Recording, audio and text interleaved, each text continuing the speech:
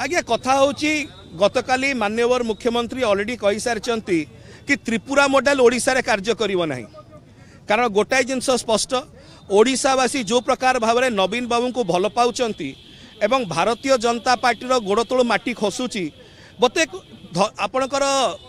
Bharatiya Janata party तुंग नेता जो दिल्ली आसुचंती से मैंने जानी ना कि भयभीत होकर तांकर जी सबुठारु तुंग नेता भारतीय जनता पार्टी ओडिशा रे सी निर्वाचन लड़ू ना जदि सत्साहस थिला ताले धर्मेंद्र बाबू निर्वाचन कहीं लड़ू ना एते भय कहीं एते डर कहीं मत लगुच बोधे भारतीय जनता पार्टी नेता मैंने जो ओडिशा रु आसुचंती से माने धर्मेंद्र बाबू भयटी को दूर करंतु कि निर्वाचन रे ठिया हेले धर्मेंद्र बाबू हारीजे डरीजे से